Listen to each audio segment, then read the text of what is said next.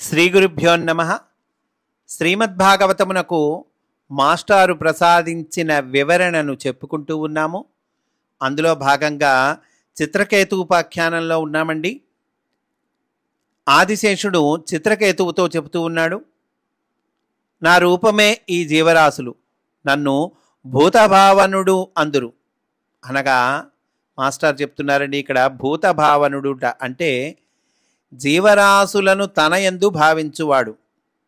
ఒక మహాకవి తన కావ్యమందలి పాత్రలను మొదట భావించి దర్శించి అక్షరములలో స్థాపించును.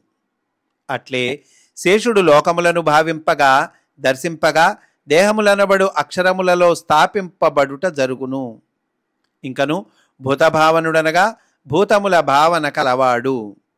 దేనిని భావించినను జీవరాశులు శేషుని యందే భావింతురు కనుక శేషునే భావింతురు. సరే, ఇంకా అంటున్నాడండి, నాకు 2 దేహములున్నవి, అవి బ్రహ్మము శబ్ద బ్రహ్మము అనునవి, ఇవి 2ను శాశ్వతములే. ఏమిటండి దీని అర్థం? ఆదిశేషుడు అంటున్నాడు, నాకు 2 దేహాలున్నయ్యా, అవి బ్రహ్మము శబ్ద బ్రహ్మము అంటున్నాడు. పైగా 2 శాశ్వతాలేట. అంటే మాస్టర్ చెప్తున్నారు, ఇక్కడ జగత్తులు వచ్చిపోవుచుండును గాన ఈ రెండింటికి రాకపోకలు లేవు. జగత్తులు వస్తూ ఉంటాయి, పోతూ ఉంటాయి.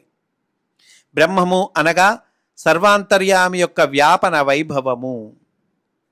బ్రహ్మము బ్రహ్మము అంటున్నాం, ఏమిటండి? ఈ వ్యాపన వైభవం ఉందే భగవంతుడి సర్వాంతర్యామి యొక్క వ్యాపన వైభవం, అది బ్రహ్మము అంటే. బ్రహ్మణమనగా వ్యాపించుట, ఆ లక్షణము కలదియే బ్రహ్మము. వ్యాపించేటువంటి లక్షణం కలది బ్రహ్మం అండి. వెరీ వెరీ ఇంపార్టెంట్ డెఫినేషన్స్ అండి ఇవన్నీ కూడా. జాగ్రత్తగా మనం ఒక నోట్స్లో రాసుకోవాలి, మొదటి నుంచి చక్కగా నోట్స్లో రాసుకోవాలి ఇవన్నీ కూడా.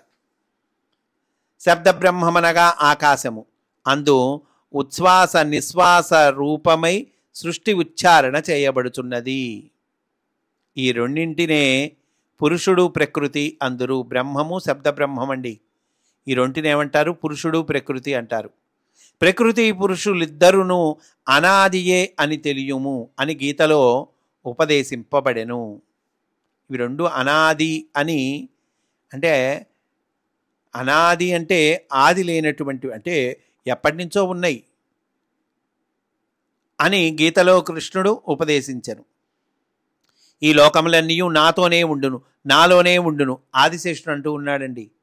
లోకాలన్నీ కూడా నాతోనే ఉంటాయి, నాలోనే ఉంటాయి. ఈ 2 స్థితులను నా వైపునకు గమనము చేయుచుండును, నా యందు లీనమగుచుండును.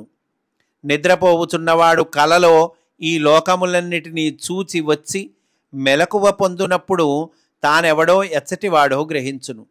అట్లే జీవరాశులన్నీ సృష్టి యందు విహారము చేసి చేసి ఏదో ఒకనాడు మాయ నుండి మేల్కొని పరమధర్మమును తెలిసి కొనుచున్నారు.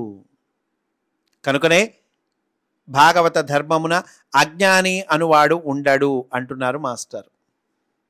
నిద్రపోవుచున్నప్పుడు తనకున్న గుణముల స్పర్శ లేక ఇంద్రియములకు అతీతుడై ఉండును కదా.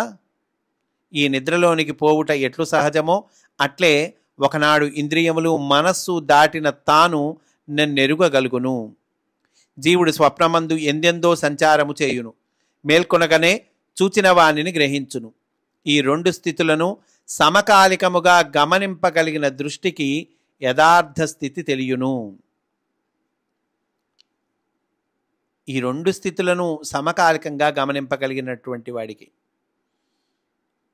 అంటే స్వప్నము మెలకువ. స్వప్నమందేమో ఎక్కడెక్కడో సంచారం చేస్తూ ఉంటాం, మేల్కొనగానే చూచిన వాణిని గ్రహిస్తాం. ఏంటి ఇది సత్యమా అసత్యమా ఇవన్నీ గ్రహిస్తాం. ఈ 2 స్థితులను ఒకే కాలంలో సమకాలికముగా గమనింపగలిగినటువంటి దృష్టి ఉందే, ఆ దృష్టికి యథార్థ స్థితి తెలియను. అంటే మాస్టర్ అంటున్నారు, నిద్ర నుండి మెలకువ వచ్చిన వెనుక చూచినది స్వప్నము, ఆ స్వప్నము కన్నా సత్యమని గ్రహించుట వలన ఈ 2 స్థితుల కన్నా మించిన మరి ఒక సత్యస్థితి యందు మేల్కొనుట ఉండునని తెలియను. అప్పుడు ఆ మెలకువ కలుగును. నరజన్మము లభించుట దుర్లభము. అట్టి నరజన్మమును పొంది యథార్థ స్థితిని దర్శింపక నడుచుచున్నవాడు దెబ్బలు తినక సుఖము ఎట్లు పొందును? యథార్థ స్థితి తెలియాలి. తెలియపోతే ఏముందండి, దెబ్బలు తింటూ ఉంటాం. ప్రవర్తింపవలసినదేది, నివర్తింపవలసినది ఏది తెలియవలేను. అంటే మాస్టర్ అంటున్నారు ఇక్కడ, చేయవలసినదేది, మానవలసినదేది తెలియవలేను అంటున్నారండి. ఏం చేయాలి, ఏం చేయకూడదు, ఇది తెలియాలి. చేయవలసినది కర్తవ్యము, మానవలసినది కర్మ. అనగా ఇందుకు ఈ పని చేయుచున్నాను అని తన కోసము ప్రారంభించి దిగబడుట. సుఖదుఖముల స్వరూపములను తెలియవలెను. అవి సంకల్పముల ఫలములుగా అనుభవింపబడుచుండును. ఈ రెండిటి నుండి విమోచనము చెందు మార్గము కావలెను. దాంపత్య సంబంధమున మనస్సు చిక్కుకొని వర్తించువారికి మోక్ష ధర్మము దక్కదు అంటున్నారు. నన్ను స్మరించి జీవించిన జీవితమునకు మాత్రమే దక్కును. ఈ నరజాతి విజ్ఞానమును అభిమానింతురు. అంటే ఇక్కడ మాస్టర్ చెప్తున్నారు, అన్నిటినీ తెలుసుకొనగోరుదురు గాని తెలిసికొనువాడు, తెలుసుకొనబడునది, తెలుసుకొనుట అను మూడింటికి అతీతములుగా యత్నింపరు. అన్నిటినీ తెలుసుకోవాలనుకుంటారు, అంతేకాని ఏమయ్యా తెలుసుకునేటువంటి వాడు, తెలుసుకొనబడేటువంటిది, ఈ తెలుసుకోవటము, ఈ మూడింటికి అతీతంగా యత్నించాలి. అట్లా యత్నింపరు అంటున్నారు. కనుక ఈ నరజాతి విజ్ఞానమును అభిమానింతురు. కనుక ఆత్మజ్ఞానము వారికి మిక్కిలి సూక్ష్మమైన వస్తువుగా మిగిలిపోవచ్చున్నది. పై చెప్పిన మూడింటి లక్షణములు తెలిసిన వారికి 4వ వంతు తెలియను అంటున్నారు. అంటే ఇక్కడ మాస్టర్ చెప్తూ ఉన్నారు, ద్రష్ట, దృశ్యము, దర్శనము అను మూడును కలది ఈ కనిపించుచున్న జగత్తు. ఇది మొత్తము భగవత్తత్వములో 4వ వంతు మాత్రమే. ఈ కనిపిస్తున్న జగత్తు ఏంటండి, భగవత్తత్వంలో 4వ వంతు. మిగిలిన 3 పాదములను దివ్యములై అమృతత్వముగా దాగి ఉన్నవని పురుష సూక్తము చెప్పెను. కనుక ఈ మూడిటికి అతీతుడైన వాడు భగవంతుని మొదటి పాదం ఎరుగునని ఇచ్చట చెప్పబడినది. పాదోస్య విశ్వాభూతాని త్రిపాదస్య అమృతం దివి అన్నాం కదండి పురుష సూక్తంలో. దాని అర్థం ఇది. ఈ తెలిసిన దానిని వినియోగించి ఇహపరములను తెలిసి వివేకమును ఉపయోగించి మెలిగినవాడు మిగిలిన దానిని తెలుసుకొనుటకు అర్హుడు. జ్ఞానము, విజ్ఞానము అను రెండిటి చేతను సంతృప్తి చెందినవాడు నా భక్తుడగును. దానితో యోగ విద్యను జోడించి నిపుణతతో ప్రవర్తింపవలెను అంటున్నారు. ఇక్కడ యోగం అంటే ఏంటండి? యోగమనగా మాస్టర్ చెప్తూ ఉన్నారు, యోగమనగా కర్మల ఎడల నిపుణత. పాములవాడు పాము కాటు పొందకుండా పాముతో వినోదించున్నట్లు కర్మలతో ప్రవర్తించి బంధము పొందని నిపుణతయే యోగము. చూడండి ఎంత బెస్ట్ ఎగ్జాంపుల్ చెప్పారో మాస్టారు. ఇంకా అర్థం కాకపోవటం ఉంటుందా అండి? కర్మలతో అంటే యోగ కర్మసు కౌశలం అన్నారు కదండి. కర్మల ఎడల నిపుణతట. కర్మల ఎడల నిపుణత అంటే పాములవాడున్నాడు, ఇప్పుడు పాము ఉంది, పాముతో నేను వినోదించాలనుకోండి, అది మొత్తం కాటేసి కూర్చుంటుంది నాలాంటి వాడిని అయితే. అలా కాదు, పాములవాడు చక్కగా దాంతో వినోదిస్తాడు, దాన్ని పట్టుకుంటాడు, ఇటు తిప్పుతాడు అటు తిప్పుతాడు, కానీ వాడికి కాటు అనేటువంటిది వాడికి తగలదు. పాములవాడు పాము కాటు పొందకుండా పాముతో వినోదించున్నట్లు కర్మలతో ప్రవర్తించి బంధము పొందని నిపుణతయే యోగము అంటున్నారండి. Very very important definition master బ్రాకెట్లో ఇచ్చారు. అట్టి సాధన సంపత్తిచే మొదట ఆత్మను చూచుచున్నారు, ఆ తెలివి వలన పరమాత్మను దర్శించుచున్నారు. నీవు నాయందు శ్రద్ధాభక్తులు కలిగి చేసిన స్తోత్రము నీ స్థితిని తెలుపుచున్నది కానీ నన్ను పొగడుట కాదు.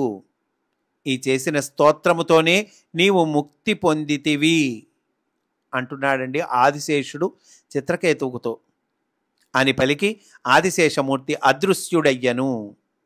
ఏ దిక్కున శేషుడు అంతర్ధానము పొందెనో ఆ దిక్కునకు చాలాసేపు నమస్కరించి చిత్రకేతువు గగన మార్గమున పోయెను.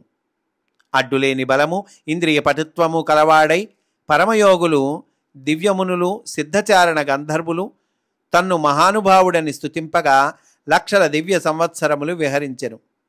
మోక్షస్థితి పొందిన మహనీయులు అనేక లోకములలో అంతర్యామిత్వము చెంది ఆ లోకముల ప్రజ్ఞలను అనుభవించుచు చిరకాలము ఉందురని సూచింపబడినది. మన భూలోకమునకు సంబంధించినంత వరకు ఇట్టి స్థితిని పొందిన చిరంజీవులు అనేకులు ఉన్నారు. ఆధునికులలో గౌతమ బుద్ధుడు, క్రీస్తు లేక మైత్రేయుడు అనువారు ఈ స్థితిని పొందిరి అంటున్నారండి. మోక్షస్థితి పొందారు కదండి, అనేకులు మోక్షస్థితిని పొందిన మహనీయులు ఉన్నారు కదా. అనేక లోకములలో అంతర్యామిత్వం చెంది ఆ లోకముల ప్రజ్ఞలను అనుభవించు చిరకాలము ఉందురని సూచింపబడిందట. సరే, కథలోకి వద్దాం. ఆ చిత్రకేతుడు కులపర్వతముల యందును ఇతర ప్రసిద్ధ ప్రదేశముల యందును విహరించెను. సంకల్పసిద్ధులున్న పవిత్ర లోకములందు వినోదించెను. నారాయణ దత్తమైన దివ్య విమానమున తిరుగుచుండెను. అంటే అర్థం ఏంటండి? కర్మఫలమైన దేహము కానీ, దేహము నారాయణ దత్త కర్మఫలమైన దేహము కాని దేహము, కర్మఫలమైన దేహం కానటువంటి దేహం అండి. అది నారాయణ దత్తమైన దివ్య విమానము. అది భౌతిక స్థూల దేహమే కానక్కరలేదు. ఏ లోకమున తిరుగుచున్నప్పుడు ఆ లోకమునకు సంబంధించిన దేహము ప్రసాదింపబడును. ఈ భూగోళముపై సేవ చేయుటకు నియమింపబడినప్పుడు భౌతిక దేహమే సిద్ధించును. ప్రపంచమున అన్ని సంప్రదాయములలోనూ ఇట్టి మహనీయులు గుర్తింపబడిరి. టిబెట్ బౌద్ధ సంప్రదాయమున వీరు నిర్మాణకాయులు అనబడుదురు.